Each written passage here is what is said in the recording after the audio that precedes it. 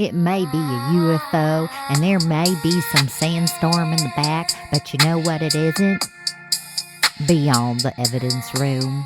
Today we're going to talk about the one and only famous Area 51. As you folks know, Area 51 is a interesting topic that a lot of people love to talk about. A lot of people say that there are UFOs in this area, many different sightings. The location is a private military base. You cannot go on a private military base. You will be watched. They will know that you are there.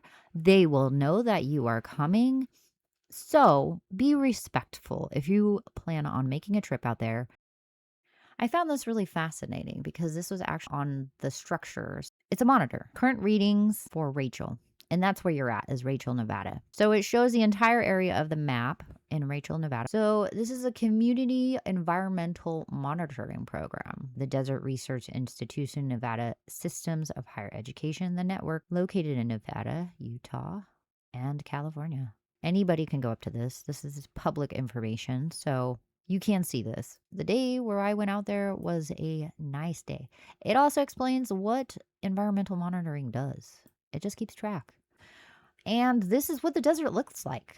So if you're standing here, there is literally nothing out there. If you want to feel isolated and you need to get away from people, I highly suggest to go to Area 51. Enjoy the time. And not only that, you'll get a great burger from the Alien. I liked this picture because look how far that goes, all the way up the mountain. I just thought it was beautiful. And here is another picture. And I like this because it looks like there's an alien in the little window there. And yes, we did get some pictures inside as well. On the wall, as you go into the Alien, they have excellent burgers, first of all. Let's talk about that. The burgers are fantastic. Tasty, tasty food.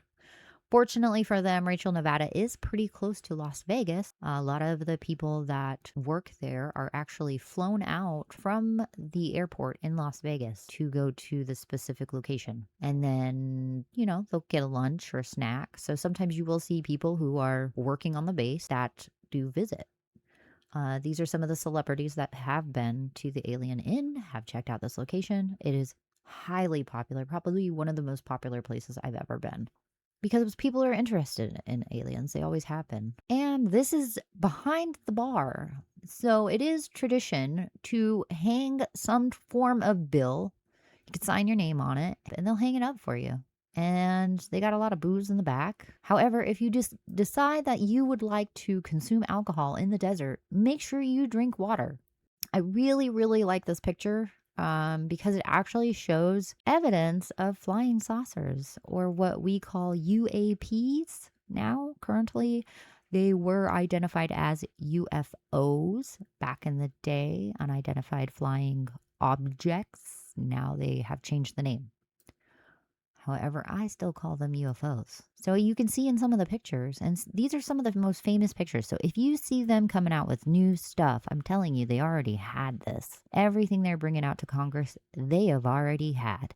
They have already shown us. They're just bringing it back up again. Why? Because it distracts us from something else, and who knows what that is. The name of this podcast is going beyond, because I don't want just an evidence room. I want to go beyond that. I want to investigate further. I want to ask questions of why. What are we doing? What does it mean? What is influencing you? What makes you think you know? And why do people continuously say that they're experts in the field when they're not? These are great questions to ask. It's a curious mind is important. They say curiosity killed the cat. However, I think the cat has 9 lives, and I want to use all 9 if I can. Let's go to the next picture. And that is an orb or a dust particle. That is one of my beliefs. Ladies and gentlemen, if you think dust particles are entities, please do your research. It's just dust. That's all it is. You don't have to get too excited about it. There's a picture of the alien, and then there's a giant alien. That's a really great Photoshop picture. Remember back in the day when we didn't have AI and we actually used Photoshop? We even used different programs. And then, does that look familiar? Ask yourself, who's that? Who's that alien right there? Remember this? The video of the doctor who is doing the autopsy on the alien? And that's him displayed out on the table, the alien? Yeah. Like I said, all of the pictures, all of the information that's coming out to Congress has already been out for decades. This is no surprise to me anymore. These are showing you some of the craft that people have seen. And these are old photos. Like how do you mistake that as something else? This gives you a description of what they look like. Crop circles. Look at all this stuff. Yes, people love their merch. Who doesn't love merch? And here's the little menu. So it even has the address on there if you guys ever want to go visit. Hey, shout out to the Alien. They treated us like wonderful guests. Thank you so much. Hope ain't in Kansas. It's in 1996. Those were just some of the stickers I saw. I thought they were funny. Alien Abduction, the original catch and release program. No lie, no lie. And here, don't steal. The government hates competition. And ladies and gentlemen, don't forget your self-parking. That includes UFOs as well. And I really like this picture because you got little dust going on in the background. Those happen quite often in the desert. Little dust tornadoes. Welcome to the back gates of Area 51. Now, some fascinating information is when they did a lot of nuclear testing, they had to clean up that mess. So they would send a lot of their soldiers to clean up that mess, and then they would bury the radiation in these large tubs. Well, some of those men got sick, and their wives would go to Congress and plead that they would get some form of payment because their husbands were sick and ill and were dying. And of course, the wives believed that it was because they were cleaning up radiation. However, it was classified at the time. It is no longer classified, which is why I can speak about it. And these people never got their justice. They did the work for the government and yet never got their justice. Life is not fair. So I didn't see anything really. Can't say I did. And even if I did, I wouldn't tell you. Here we have some mountain ranges. Let me just go through this real quick. So this is the back gates. It goes all the way along here. This is the safe side. That's the no-no side. And if you see dust in the background on the other side of the gate, just know that there are Jeeps that will come down and they will watch you. They are the military police. That is their job. So don't mess around with the military. They're doing their good job. Don't get mad at them if you get arrested for doing something dumb. Follow the law, follow the rules, be respectful, and you won't have an issue, just like we did. It was a wonderful day. And it was beautiful outside. However, I do want to remind you that you may want to wear some type of eye protection. I would say sunglasses or something because it does get very bright out there. And the wind will pick up and sometimes it'll swoop the sand around and can get in your eyes. So I took this picture specifically because they were watching us. And once again, this is the back gate. So it's not even like there's really anything there. There's like, you're literally not really looking at anything. It's all behind the mountains. It's a military base. So even if you're back here, you're not going to see anything. You're not going to be able to see the military base unless you actually are on the military base. This is private. So you have to understand that the government is doing the job and they're protecting classified information, which should not be leaked out. One of my father's friends worked on a particular aircraft for the government. And the only reason why I knew that is because he had pictures of him with the president. He had discussed it with my father. However, I'm not talking about it to anybody. I couldn't tell you who it was.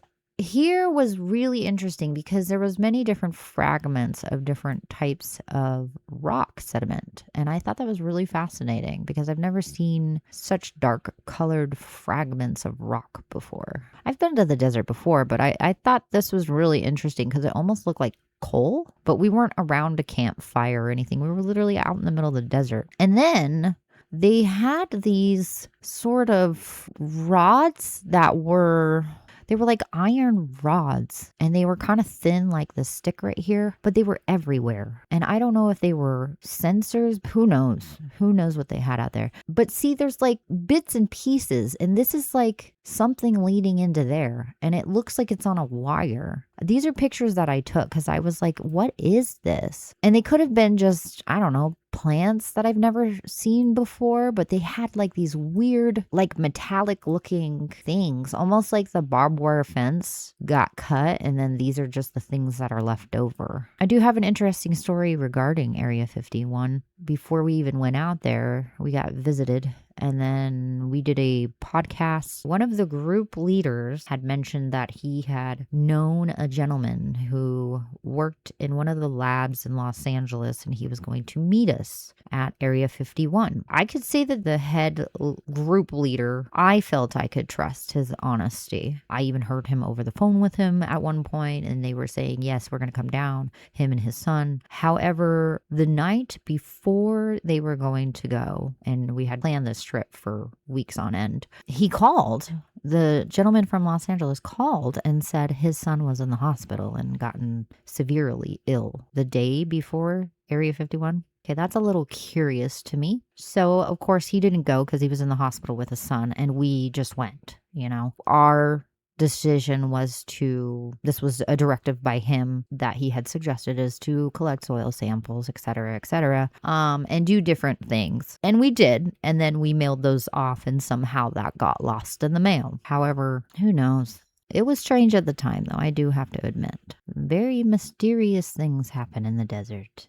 Okay, and here, so this is the Alien Inn, and then we have this cool like little thing that lights up. Yes, there's like a funky little military truck right there, a bunch of different vans and stuff. When you're out in the desert, you got to be prepared. They even had a 4-wheeler that we went on, and here we have the sunset. I wanted to take a picture of the sunset because look at that, stunning, ladies and gentlemen, stunning. You can just feel the energy of nature out there. And this was nighttime. It was all lit up. We were investigating one of the trailers because they were supposedly haunted. Look at that alien picture on the wall. The UFO. It was weird. These were weird. I'm glad I didn't stay in one of those because I felt claustrophobic in here. And it smelled like old people feet. If you're old, I apologize. So am I. Thermostat didn't work. Yep. And it looked like it was from the 50s. And that was their idea of air conditioning. But I could see why they would need these as shelter just in case, there was a sandstorm or something. But it's not like it was the Sahara Desert. Okay, so here's one of the locations. Gosh, that's creepy. Here's one of the locations. I'm like, what is that? That's so creepy. I don't know what it is. Don't even ask. This is one of the locations for our investigation. It was a dump, as you can tell. Is that a dead animal right there? What in the Sam's hell? Oh, okay. We were guests here and we were doing the investigating. We had no idea what was in there.